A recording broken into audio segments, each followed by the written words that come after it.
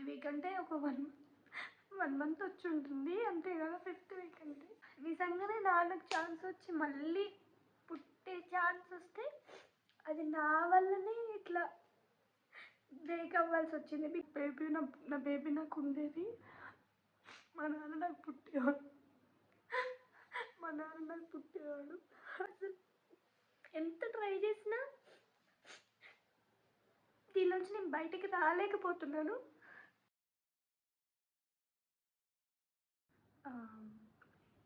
Topic ఎలా start చేయాలో అర్థం కావట్లేదు. అంటే ఈ టాపిక్ గురించి మాట్లాడదామని నేను అనుకుంటున్నాను, బట్ ఎప్పటికప్పుడు వద్దులే అనుకుంటున్నాను. ఎందుకంటే మళ్ళీ నాకే బాధ అనిపిస్తూ ఉంటుంది మాట్లాడాలంటే. డిసెంబర్ 5th 2024న డాడీకి యాక్సిడెంట్ అయ్యి చనిపోయారు. అసలు నాకు దానిలోంచి బయటపడడానికి చాలా మనసు పట్టింది. అసలు అదంతా నిజం కాదు, ఏదో కళ అంతే, ఇది నిజం కాదు అని ప్రతిరోజు అనుకొని మార్నింగ్ లేచినప్పుడల్లా నాన్న ఫోటో అలా చూసి అసలు నేను దానిలోంచి సరిగ్గా బయటికి రాలేకపోతున్నాను.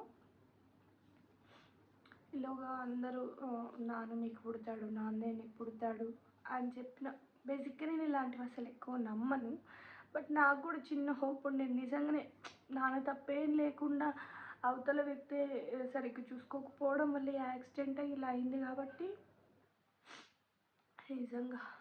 నిజంగానే అందరు అంటున్నట్టు నాన్న నాకు పుడితే బాగుంటుంది, నాన్న తప్పు లేకుండా ఇలా అయిపోయింది కాబట్టి దేవుడు కూడా వెనక్కి పంపిస్తాడు, ఖచ్చితంగా నాన్న పుడతాడు. అయితే నేను ఒకటి అనుకున్నాను, డిసెంబర్ 25కి డిసెంబర్ 2025కి నాన్న సంవత్సరికాలు జరుగుతాయి కదా. అంటే 1 year మన హిందూ ధర్మాల ప్రకారం 1 year దాకా ఇక్కడే ఉంటారు అని మనం నమ్ముతాం కదా. సో నేను అలా అనుకున్నాను అనమాట. ఈ డిసెంబర్ 5th లోపు నాకు ప్రెగ్నెన్సీ వస్తే ఖచ్చితంగా నానే పుడతాడని నేను అట్లా నమ్మకం పెట్టుకున్నాను అనమాట. అసలు అనుకోకుండా మొన్న లాస్ట్ నవంబర్ 17న నాకు బాగా స్టమక్ పెయిన్ వచ్చింది. అయితే నాకు ఇంతకుముందు పీరియడ్ క్రాంప్స్ ఉండేవి, బాగా నొప్పి అలా ఉండేది. అది నాకు డెలివరీ అప్పుడు, అంటే ఐశ్వి పుట్టినప్పుడు, అప్పటి నుంచి ఇంకా అసలు ఆ పెయిన్ అనేది లేదు. మళ్ళీ 4 years తర్వాత ఇప్పుడు పెయిన్ లాగా అనిపిస్తుంటే, ఏంటి పెయిన్ లాగా అనిపిస్తుంది, పీరియడ్ టైం కూడా కాదు కదా. 23rd నుంచి యాక్చువల్గా మన హిందూ పంచాంగం ప్రకారం మనకి తిథుల ప్రకారం చేస్తాం కదా అన్నీ. అట్లా డాడీది 23rd నుంచి కార్యక్రమాలు స్టార్ట్ అవుతాయి అన్నమాట. సో నేను ఇది టైం కూడా కాదు కదా, ఏంటి ఇంత కడుపు నొప్పి వస్తుంది ఏంటి అనుకొని నేను సరే ఏదైనా ట్యాబ్లెట్ వేసేసుకుందామని చెప్పేసి ప్రెమోల్టిన్. యాక్చువల్గా నాకు ట్యాబ్లెట్స్ కూడా పడవు, బట్ నేను అది యూజ్ చేశాను. తర్వాత నాకు కొంచెం సేపటికే బాగా నొప్పిలాగా అనిపించి స్పాటింగ్ అయితే ఐడెంటిఫై చేశాను. నాకు అదేంటి ట్యాబ్లెట్ వేసుకున్నాను ఇట్లా ఉంది అని చెప్పి నేను నెక్స్ట్ డే అసలు ట్యాబ్లెట్ని ఆపేసాను అనమాట. ఏంటంటే ఒకవేళ డేట్ ఏమన్నా వచ్చినా నాకు కార్యక్రమాలకి అదేం లేకుండా అయిపోతుంది, నేను ఎందుకు ట్యాబ్లెట్ వేసుకోవాలి అని చెప్పేసి నేను వద్దనుకున్నాను. దాని తర్వాత రోజంతా నార్మల్గానే ఉంది. అయితే నాకు అంతకుముందు ఎప్పుడో, అంటే ఫస్ట్ డెలివరీ అప్పుడు అవన్నీ విన్నట్టు గుర్తున్నట్టు, ఏదైనా మనకి అంటే ప్రెగ్నెన్సీ టైంలో స్పాటింగ్ అనేది ఉంటుంది అని నేను ఎక్కడో చదివినట్టు నాకు అట్లా స్ట్రైక్ అయిందనమాట. సరే ఒకసారి చూద్దాం, టెస్ట్ చేసి చూద్దామని చెప్పేసి నేను టెస్ట్ చేసుకొని చూసుకుంటే నాకు ఫస్ట్ నేను వెంటనే చూడదలుచుకోలేదు. కొంచెం ఒక 1 minute ఆగి చూస్తే నాకు 2 పాజిటివ్ లైన్లు చాలా తిక్కుగా వచ్చాయి. ఇదేంటి పాజిటివ్ అని చూపిస్తుంది ఏంటి అనుకొని నేను కొంచెం లోపల హ్యాపీగా ఉంది. ఎందుకంటే నాన్న పుట్టబోతున్నాడు, నేను అనుకున్నట్టు డిసెంబర్ లోపు వచ్చింది కాబట్టి నాన్న పుడతాడు నాకు అని చెప్పి నేను హ్యాపీగా ఫీల్ అయ్యాను. బట్ నేను ఇంకొకసారి టెస్ట్, ఎందుకైనా మంచిది టెస్ట్ రిపీట్ చేద్దామని చెప్పేసి కిట్ తెప్పించుకొని చూసుకున్నాను. మా అక్కకి చెప్పాను ఇట్లా నాకు కొంచెం కడుపు నొప్పిలాగా అనిపిస్తుంది, నేను టెస్ట్ చేసుకుంటే పాజిటివ్ అని వచ్చిందంటే షీ వాజ్ చాలా ఎక్సైట్ అయిందనమాట. అయితే లేదు నాకు స్పాటింగ్ లాగా కూడా అనిపిస్తుంది, కడుపు నొప్పి కూడా పుడుతుంది, నేను మళ్ళీ ఒకసారి టెస్ట్ చేసుకున్న తర్వాత అప్పుడు అమ్మ వాళ్ళకి చెప్దామని చెప్పేసి అనుకొని నేను మళ్ళీ టెస్ట్ చేసుకున్నా. మళ్ళీ పాజిటివ్ వచ్చింది. ఇంకా నాకు చాలా హ్యాపీగా అనిపించింది. అంటే నేను అనుకున్నట్టు నాన్న పుట్టబోతున్నాడు అని చాలా హ్యాపీగా ఫీల్ అయ్యి వీడియో కూడా తీసుకున్నాను. నేను ఇక్కడ ఇంక్లూడ్ చేస్తాను. నాన్నకలా అయ్యాక తెలియట్లేదు, కొన్ని నెలలైతే ఆ డైలమాలోనే ఉన్నాను. తర్వాత అందరూ మీ నాన్న నీకే పుడతాడు, మీ నాన్న నీకు పుడతాడులే అంటుంటే నేను అలాంటివన్నీ నేను నమ్మలే అనుకున్నా. కానీ తర్వాత ఎక్కడ నిజంగానే అలా ఎక్కడైనా ఒకరిని తీసుకెళ్ళినప్పుడు ఇంకో చోట వాళ్ళకి భర్తీ ఇస్తారన్నప్పుడు నిజంగానే మా నాన్న నాకే పుట్టాలని రాసుకుంటే సరే డిసెంబర్ కదా నాన్న చనిపోయింది. అంటే మన హిందూ పురాణాల ప్రకారం కూడా వాళ్ళు 12 months మాసికాలు ఇవన్నీ పెట్టేదాకా కూడా ఇక్కడే తిరుగుతూ ఉంటారని ఉంది కదా. నేను అట్లా అనుకున్న. నవంబర్ కూడా వచ్చేసింది. ఈ మంత్ ఏమన్నా ప్రెగ్నెన్సీ వస్తేనే, బై ఛాన్స్ వస్తేనే నేను మా నాన్నని నమ్ముతాను, మా నాన్న పుట్టాడని నమ్ముతాను అనుకున్నాను. అన్ని నెలలు అలానే పోతున్నాయి. ఈ నవంబర్ కూడా మేబీ అంతే. నాకు ఇంకా డేట్ వచ్చే టైమే కదా, ఇంకా లేదులే అనుకున్నాను. బట్ ఎందుకు జస్ట్ అట్లా ర్యాండమ్గా చెక్ చేస్తే 2 lines కనిపించాయి. అంటే ఒకవేళ స్కాన్కి వెళ్తాను, ఇది నిజమని తెలిస్తే ఖచ్చితంగా మా నాన్న నాకే పుట్టబోతున్నాడని నమ్ముతా. అమ్మాయి అయినా అబ్బాయి అయినా మా నాన్న మళ్ళీ నాకే పుట్టబోతున్నాడని నమ్ముతా. ఓ మై గాడ్, ఇది నిజమో అబద్ధమో నాకు అర్థం కావట్లేదు. చాలా హ్యాపీగా ఉంది నాకు, నాన్న పుట్టబోతున్నాడు. నేను ఇంకా బిలీవ్ చేస్తున్నా ఖచ్చితంగా వాళ్ళు అన్నట్టు నాన్నే పుడతాడు నాకు. సరే అది అమ్మాయి అయినా అబ్బాయి అయినా నాన్నే పుడతాడు, నాన్నలాగే నేను ఫిక్స్ అయ్యాను అనమాట.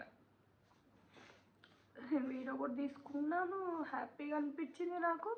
సరే మా హస్బెండ్కి చెప్పిన తర్వాత రేపు నేను అమ్మ వాళ్ళకి చెప్తాను, నాకు కడుపు నొప్పి కూడా అనిపిస్తుంది, రేపు చెప్తాను అన్న. అయితే ఆ రోజు నైట్ అంతా నాకు ఇంకా కడుపు నొప్పి లేదు, ఎట్లాంటి స్పాటింగ్ లేదు, ఏం లేదు.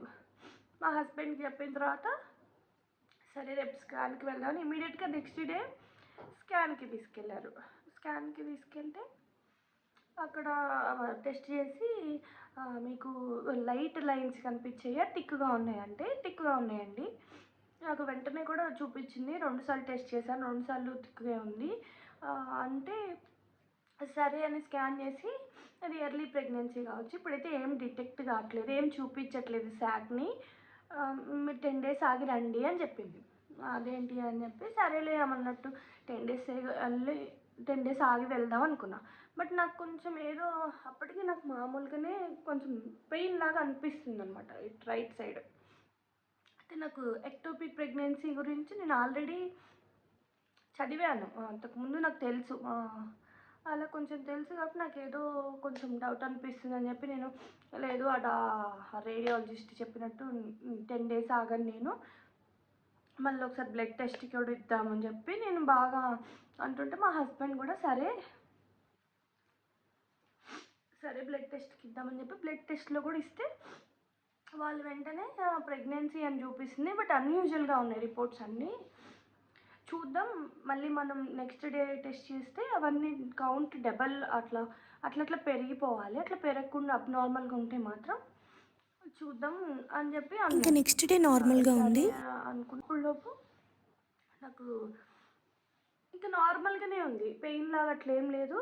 ఇంక నేను పడుకున్నాను మధ్యాహ్నం, ఇక నేను లేవడమే బాగా పెయిన్ తోటి లేచాను. ఇట్లా ఆ సైడ్ మొత్తం ఇట్లా పట్టి లాగేస్తున్నట్టు ఇక నేను తట్టుకోలేక మా హస్బెండ్కి కాల్ చేసి చెప్పేశాను. 6 ఆ టైం అయింది, ఈవినింగ్ 6 అయింది, నాకు ఇట్లా చాలా పెయిన్ వస్తుంది, నేను ఇంకా అసలు లేస్తానో లేవనో కూడా చెప్పలేను, నేను డోర్స్ అన్నీ లాక్ చేశాను కదా, నేను తీస్తానని కూడా నాకు అనిపించట్లేదు, మీరు అర్జెంటుగా రండి అని కాల్ చేశాను. వెంటనే వచ్చేసారు, ఒక 5 minutesలోనే వచ్చారు. బాగా పెయిన్ ఉంది, నేను తట్టుకోలేకపోతున్నా అంటే సరే ఫస్ట్ డాక్టర్కి కాల్ చేసాం.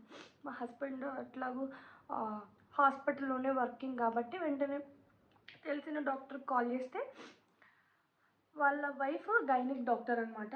తను ముందు రోజు స్కాన్ కూడా తనే, ఇప్పుడు కూడా తనే సజెస్ట్ చేశారు మనకి. సరే కనిపించట్లేదు అంటున్నారు కదా, 10 days ఆగండి, మీకు పెయిన్ ఉంటే మాత్రం ఈ ట్యాబ్లెట్స్ వాడండి అంటే, నేను నెక్స్ట్ డే పెయిన్ బాగా వస్తుందని చెప్పి మళ్ళీ కాల్ చేసి మాట్లాడితే, లేదు మీరు ఇమ్మీడియట్గా స్కాన్కి వెళ్ళండి, ఎక్టోపిక్ అని అనిపిస్తుంది, మీరు అస్సలు లేట్ చేయకుండా వెళ్ళండి అనేసరికి ఇంకా నేను అసలు ఆ మాట వినగానే నాకు చాలా బాగా అనిపించింది. నేనేంటి నాన్న పుడతాడు అనుకున్నాను, ఇట్లా అయింది ఏంటి అని. ఒక పక్క అసలు పెయిన్ కూడా నేను తట్టుకోలేకపోతున్నాను అసలు. స్కాన్ దగ్గర కూడా నాకు కొంచెం టైం పట్టింది, కానీ అసలు నేను కూర్చోవడం పడుకోవడం అసలు ఏమీ చేయలేకపోతున్నా. వెంటనే ఈసారి అంతకు ముందు ఆమె కాకుండా వేరే వాళ్ళతోటి స్కాన్ చేయించాం. ఆయన అసలు వెంటనే డిటెక్ట్ చేసి ఎక్టోపిక్ ప్రెగ్నెన్సీ అండి, ట్యూబ్ కూడా రప్చర్ అవుతుంది, బ్లీడింగ్ కూడా, ఇంటర్నల్ బ్లీడింగ్ కూడా స్టార్ట్ అయింది, అందుకని మీకు అట్లా స్పాటింగ్ లాగా కనిపిస్తుంది అని చెప్పేశారు. ఇక అసలు కళ్ళల్లోంచి నీళ్ళు ఇలా ఇలా వచ్చేస్తున్నాయి. ఒక పక్క పెయిన్ తట్టుకోలేకపోతున్నా, ఇంకొక పక్క నాన్న పుడతాడు అనుకుంటే ఇలా జరిగింది ఏంటి అని బాధ. ఇంకొక పక్క అసలు పుట్టబోయేది అమ్మాయా అబ్బాయా కూడా తెలియదు, ఎందుకు ఇలా అయింది, నాకు ఎందుకు ఇలా అయింది అని బాధ. డాక్టర్కి ఇమీడియట్గా కాల్ చేశాను, ఎక్టోపిక్ అమ్మ, మీకు ట్యూబ్ కూడా రప్చర్ అయింది, ఇమీడియట్గా సర్జరీ చేసి తీసేయాలంటే, లేదు డాక్టర్ ప్లీజ్ నాకు ఏదైనా ఛాన్స్ ఉందేమో చూడండి అంటే, లేదు అది ఇమ్మీడియట్గా తెలిసినట్టయితే మనం అప్పుడు కూడా తీసేయాల్సిందే, బట్ ఏమైనా ట్యాబ్లెట్స్ తోటి మనం అది స్మూత్గా అయ్యేలా చేసేవాళ్ళం. బట్ ఇప్పుడు ట్యూబ్ కూడా రప్చర్ అయింది కాబట్టి సర్జరీ చేసి ట్యూబ్ రిమూవల్ చేసేయాలి, బేబీని కూడా రిమూవ్ చేసేయాలి, ఇప్పుడు 5 weeks అని చెప్పారు. ఇంకా అసలు నాకు ఎంత బాధ అనిపించిందంటే, 5 weeks ప్రెగ్నెన్సీ అసలు అది నాకు తెలియలేదు. ఎందుకంటే యూజువల్గా దాని ముందు మంత్ కూడా నాకు పీరియడ్స్ వచ్చాయి, దాని నెక్స్ట్ కూడా ఇంకా పీరియడ్ టైం కూడా రాలేదు, ముందే నేను డిటెక్ట్ చేసుకున్న, ప్రెగ్నెన్సీ టెస్ట్ చేసుకున్నా కాబట్టి నాకు తెలిసింది. లేకపోతే అసలు 5 weeks ఎలా తెలియలేదని అర్థం కాలేదు నాకు ఫస్ట్ ప్రెగ్నెన్సీ అప్పుడు కూడా ఇలానే జరిగింది. నాకు దాని ముందు మంత్ కూడా పీరియడ్స్ వచ్చాయి, నెక్స్ట్ మంత్ ఎప్పుడైతే నేను ప్రెగ్నెంట్ అయ్యానో అది కూడా ఇట్లా నాకు ఏదో ఫీవరిష్గా ఉంది బాడీ అని చెప్తే ఒకసారి టెస్ట్ చేసుకోండి, అప్పుడు టెస్ట్ చేసుకుంటే అప్పటికి 5 weeks దాటింది. అప్పుడు కూడా నాకు అంతే అయింది. ఆల్రెడీ నేను అప్పటికే 2nd monthలో ఉన్నాను, కానీ దానికి ముందు మంత్ కూడా నాకు పీరియడ్ వచ్చింది. సో అలానే ఇప్పుడు కూడా జరిగింది అనుకుంటా, బట్ నాకు అసలు తెలియలేదు. ఇంకా అసలు అప్పటికప్పుడు ఇంకా అరౌండ్ 8 ఆ టైం అయింది. ఇంకా వెంటనే సర్జరీ చేసేయాలంటే ఫస్ట్ మా అమ్మ వాళ్ళకి ఫోన్ చేసి మా పాపని తీసుకెళ్ళి మా అక్క వాళ్ళ దగ్గర డ్రాప్ చేస్తున్నాను, ఇట్లా నాకు ఎక్టోపిక్ ప్రెగ్నెన్సీ, మొత్తం సర్జరీ చేయాలంటున్నారు, ఐశ్వీని మీరు చూసుకోండి అంటే, వాళ్ళు అప్పుడే బయటకు వచ్చారట. సరే మేము వచ్చేస్తున్నామంటే, లేదు హాస్పిటల్ దగ్గరికి ఏం అక్కర్లేదు, నేను వెళ్ళి చేయించుకుంటాను, నేను మా హస్బెండ్ వెళ్తామని చెప్పేసి ఐశ్వీని మా అక్క దగ్గర ఉంచేసి మేము వెళ్ళిపోయాము. 11:30 ఆ టైంకి, నైట్ 11:30 ఆ టైంకి సర్జరీ అయిపోయింది. ఇంకా నెక్స్ట్ డే November 20 మా మ్యారేజ్ డే అనమాట. ఇంకా చూడండి 19th కల్లా నేను నా బేబీని కోల్పోయాను. అసలు ఈ సర్జరీ నుంచి వెంటనే నేను మామూలుగానే నేనేం భయపడలేదు, సర్జరీ అంటే ఓకే అనుకున్నా, మేము ఇద్దరమే వెళ్ళాం. వెంటనే నా బాడీ ఓకే అయిపోయింది, వెంటనే నెక్స్ట్ మార్నింగ్ కల్లా లేచాను, సరే వెళ్ళిపోవాలి అని చెప్పేసి వచ్చాను. ఇంకో కారణం ఏంటంటే 23rd నుంచి నాన్న కార్యక్రమాలు ఉన్నాయి. ఇప్పుడు నేను నిజంగానే కదలలేకుండా అలా ఉండిపోయే స్టేజ్ నాకు రాకూడదు, ఎందుకంటే మళ్ళీ నేను నాన్న కార్యక్రమాలకు కూడా అటెండ్ అవ్వాలి అనుకుని నా విల్ పవర్ నాకు చెప్పింది, నువ్వు వెంటనే లేస్తావు ఏం కాదనుకుని వెంటనే ఇమీడియట్గా నైట్ సర్జరీ అయింది, మార్నింగే నేను లేచి నడిచేశాను. ఇంకా నడిచారు కాబట్టి మీరు గుట్టుగో, మీరు వెళ్దాం అనుకుంటే వెళ్ళొచ్చు, ఈవినింగ్కి డిశ్చార్జ్ చేస్తామంటే వెంటనే ఈవినింగ్ అరౌండ్ 6 ఆ టైంకి వచ్చేసాం, బయటికి డిశ్చార్జ్ అయ్యి వచ్చేసాము. కానీ ఒక్క రోజులో ఒక 2 daysలో లైఫ్ ఎలా అయిపోయిందంటే, 17th ప్రెగ్నెంట్ అని తెలిసింది, 18th స్కాన్కి వెళ్ళాం, 19th ఎక్టోపిక్ ప్రెగ్నెన్సీ అని చెప్పేసి వెంటనే సర్జరీ చేసి రిమూవ్ చేసేసారు. కూడా నేను అంటే ఐ మీన్ చిన్నదైనా పెద్దదైనా అది మనం చూడలేము, అది ట్యూబ్ లోపల ఉండిపోయింది కాబట్టి ట్యూబ్ అంతా రిమూవ్ చేశారు. అసలు బేబీని అసలు ఏ బేబీయో తెలీదు. ఇంకా 5th వీకే కాబట్టి హార్ట్ బీట్ అయితే వచ్చి ఉండదు. మనకి 5th వీక్ కాబట్టి 5th వీక్ అంటే ఒక 1 మంత్ వచ్చి ఉంటుంది అంతే కదా. 5th వీక్ అంటే ఇంకొక 8 మంత్స్ అయితే నా బేబీ నాకు ఉండేది. మా నాన్న నాకు పుట్టేవాడు. అసలు ఎంత ట్రై చేసినా దీనిలోంచి నేను బయటికి రాలేకపోతున్నాను.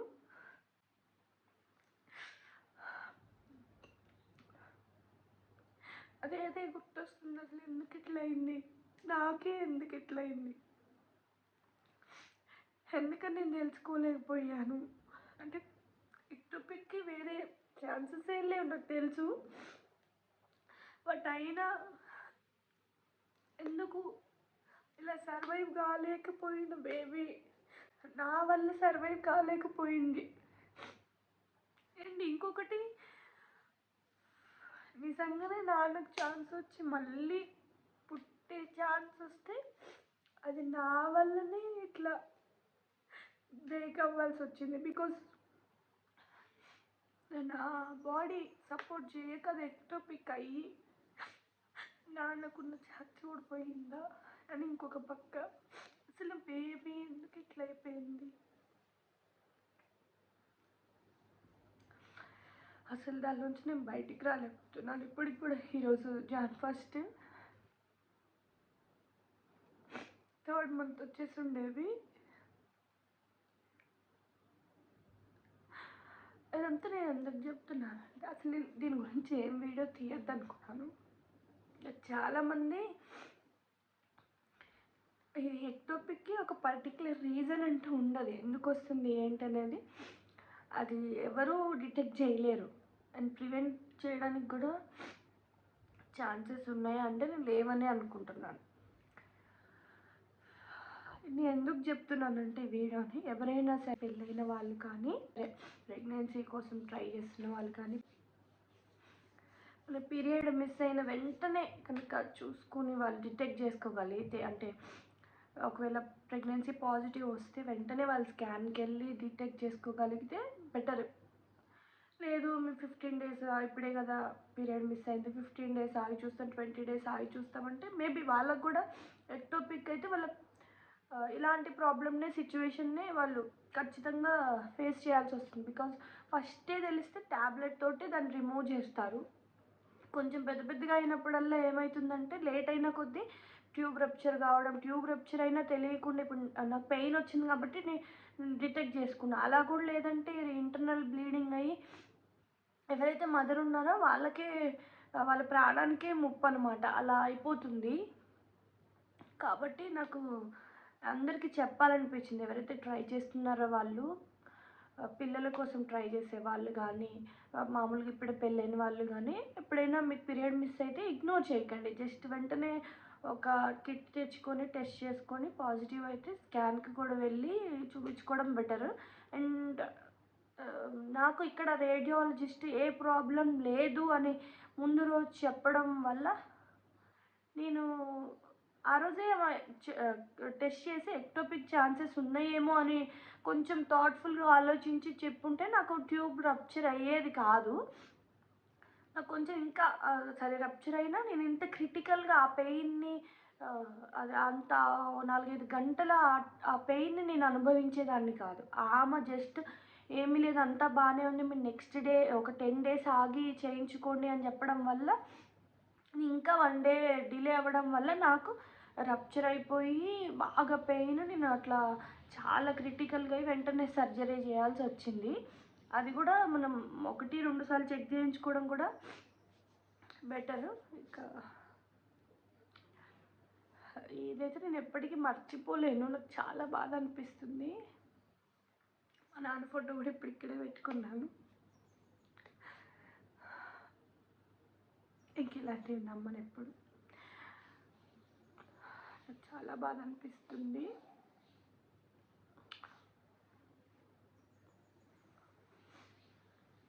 ఇంకేం మాట్లాడాలనిపించట్లేదు. అదే ఇంకా నేను చెప్పేదైతే అదే, ఎవరైనా సరే మళ్ళీ ఒకసారి హెల్త్ జాగ్రత్త. మొన్న December 19th కూడా 1 month అయిపోయింది నా బేబీ ఇలా వెళ్ళిపోయి. నాకు బాగా గుర్తొచ్చి బాధ అనిపిస్తుంది. ఎంత మర్చిపోదాం అనుకున్నా నేను అది అంత ఈజీగా మర్చిపోలేకపోతున్నా. ఎంత డైవర్ట్ అయినా వేరే వర్క్స్లో ఉన్నా నాకు బాగా గుర్తొస్తుంది ఇదంతా జరిగిందంతా. ఏది నేను అనుకొని చేసింది కాదు, ఏది నా చేతుల్లో లేదు. నేను ఎలా ఓవర్కమ్ చేయాలో కూడా నాకు అర్థం కావట్లేదు.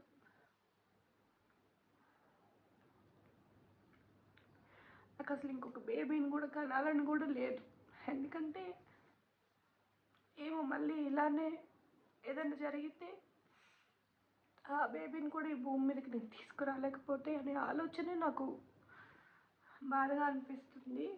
దీన్ని నేను ఇంకేం చెప్పదలుచుకోవట్లేదు. ఓకే. నాకు సర్జరీ జరిగిన నెక్స్ట్ మార్నింగ్ మా పెళ్లి రోజు అని చెప్పాను కదా, ఇంకా మా హస్బెండ్ వాళ్ళ ఆఫీస్ ఫ్రెండ్స్ అయితే మా పెళ్లి రోజు అని చెప్పేసి అక్కడికి నాకు పూలంటే చెట్లంటే ఇష్టం అని చెప్పేసి ఒక చెట్టుని గిఫ్ట్గా తీసుకొని వచ్చారు. ఎలాంటి సిచ్యువేషన్లో ఉన్నా మనని సపోర్ట్ చేసే ఇలాంటి ఫ్రెండ్స్ చాలా అవసరం. నాకు చాలా మంచిగా అనిపించింది. ఆ చెట్టుని కూడా నేను చాలా జాగ్రత్తగా చూసుకుంటున్నాను. అంటే నా బేబీ లేదు కదా, నా బేబీ బదులు చెట్టు నా దగ్గరకు వచ్చిందని నాకు అనిపించింది. అండ్ ఈ వీడియో ఇంతే ఫ్రెండ్స్. Thank you. బాయ్.